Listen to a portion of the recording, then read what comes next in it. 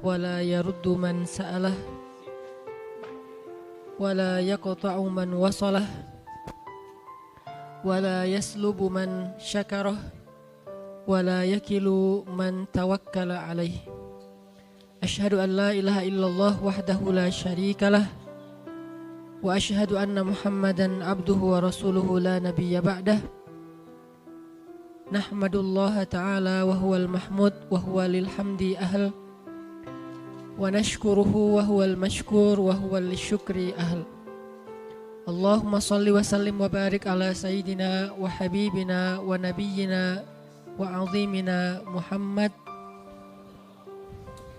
وعلى آله وصحبه أجمعين. رب اشرح لي صدري ويسر لي أمري واحلل عقدة من لساني يفقه قولي. وقال تعالى أعوذ بالله من الشيطان الرجيم بسم الله الرحمن الرحيم قد أفلح المؤمنون الذين هم في صلاتهم خاشعون والذين هم عن اللغو معرضون. Shadaqallahul azim. Teman-teman yang dirahmati Allah Subhanahu wa taala, kita bersyukur malam ini bisa ngumpul di markas dakwah kita, Masjid Anak Muda, Masjid Gaul di Bandung. Maksudnya dari sini, di masjid ini berkumpul banyak anak-anak lintas komunitas. Kalau boleh disebut anak gaul, kalau nggak boleh anak nongkrong lah. Kadang-kadang ada yang disebut anak gaul merasa kayak aduh risih gitu kan, ya udah anak nongkrong. Walaupun dalam literasi Islam anak gaul, muslim gaul, ustadz gaul itu sesuatu yang sebetulnya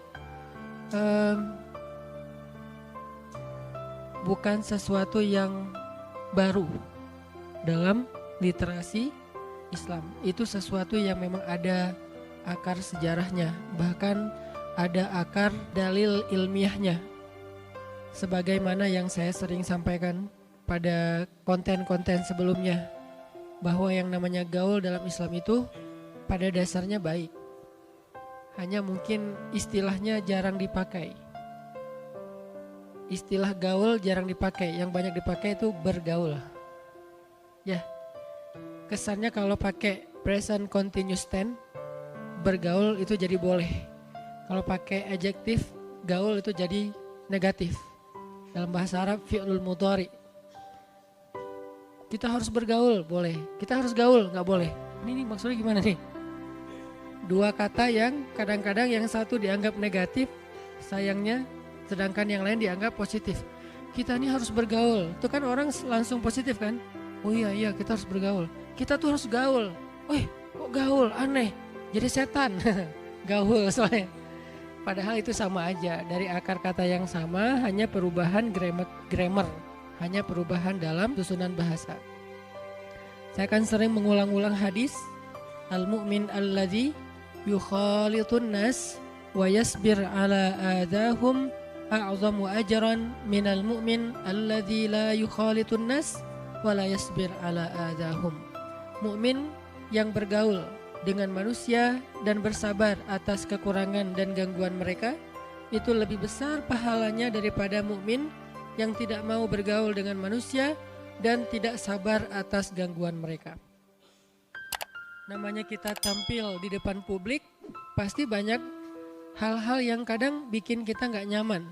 Dan dalam ketidaknyamanan itu, kalau kita bisa menjaga adab, tidak mencela, tidak membalas keburukan dengan keburukan, tidak berdebat secara panjang lebar, berarti dia yasbir ala adahum, dia bersabar atas gangguan mereka, maka a'zamu ajran, lebih banyak pahalanya daripada kita tidak tampil di depan publik, bahasa lainnya jadi public figure, tidak mau dikenal orang, tidak ada yang tahu tentang kelebihan dan kebaikan kita, syiar-syiar kita, sehingga tidak ada tantangan diperlakukan secara tidak nyaman, karena nggak terlalu tampil.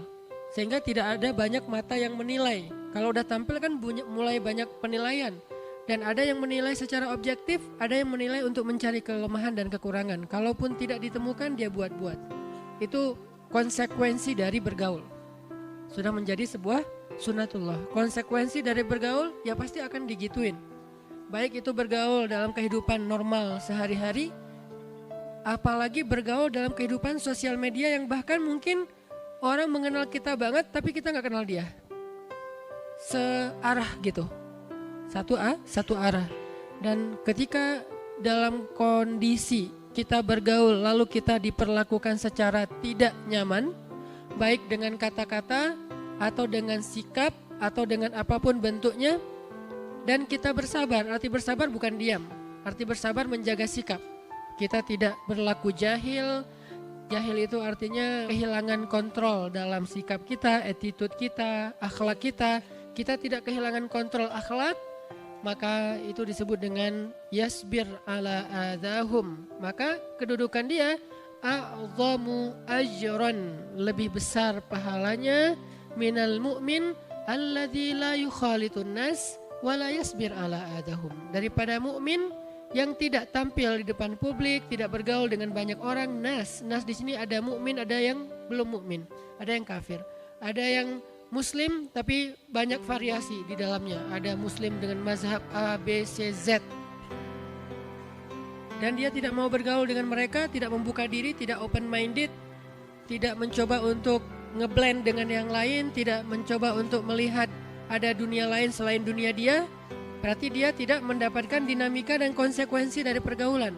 Dia tetap mukmin, hanya dia tidak lebih baik daripada tadi orang yang dengan segala macam dinamika pergaulan dan konsekuensi dari pergaulan itu. Sehingga saya sebut Masjid Al-Latif ini masjid gaul karena di dalamnya berkumpul anak-anak muda Bandung lintas genre, lintas kampus, lintas sekolah, lintas komunitas, lintas selera dan segala macam yang insya Allah semua kita mencoba untuk belajar wise, belajar lebih bijak dalam menyikapi perbedaan-perbedaan kecil, sehingga nanti itu melatih kita untuk bisa lebih bijak menyikapi perbedaan-perbedaan besar. Dan itu maksud saya dengan istilah masjid gaul atau anak muda gaul. Jadi arahnya adalah ke yasbir ala adahum. Kalau kita bergaul tapi tidak sabar dengan gangguan orang lain, maka kita tidak memenuhi syarat pergaulan secara Islami. Kita tampil depan publik tapi marah-marah. Kita tampil depan publik tapi kita debat. Kita tampil di depan publik, kita gaul dengan banyak orang tapi semua dijudge. Berarti kita tidak memenuhi syarat bergaul dalam konteks hadis tadi. Karena Nabi tidak bilang gini, al-mu'min alladzi yukhalitun nas a'zamu ajran minal mu'min alladzi la yukhalitun nas. Mukmin yang bergaul lebih besar pahalanya daripada mukmin yang tidak bergaul. Enggak gitu hadisnya. Mukmin yang bergaul dan bersabar atas gangguan manusia lebih baik atau lebih besar pahalanya daripada mukmin yang tidak bergaul dan tidak bersabar atas gangguan manusia. Jadi paketnya itu bersabar atas gangguan orang lain. Itu udah satu paket. Sehingga kalau kita nggak sanggup bersabar, mungkin kita membatasi pergaulan, dikenal dengan istilah uzlah, dengan berbagai macam istilah ya. Maka itu pilihan dan itu tidak masalah juga. Tapi kan kita pengen belajar yang lebih baik daripada yang sebelumnya. Jadi alhamdulillah buat saya pribadi sih, bikin taklim Rabu malam di Masjid Al-Latif itu selalu bikin saya lebih happy, nyaman, kayak nongkrong di rumah sendiri gitu. Cuman karena kondisi kita udah berbeda dengan dulu. Kalau dulu kita bikin setiap Rabu malam di Masjid Al-Latif, Masya Allah yang hadir 2 soft, 3 soft. Tapi ternyata Allah memberi kita hadiah bersama-sama untuk semangat belajar Islam, sehingga sekarang jadi sampai di jalan kondisinya tidak memungkinkan.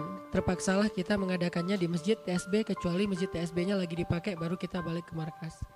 Tapi overall di sini jauh lebih nyaman. Buat saya ini lebih homey, lebih cozy, lebih kita banget lah ya. Cuman ya itu kondisinya aja. Mudah-mudahan nanti Allah juga memberi kita hadiah satu lagi masjid.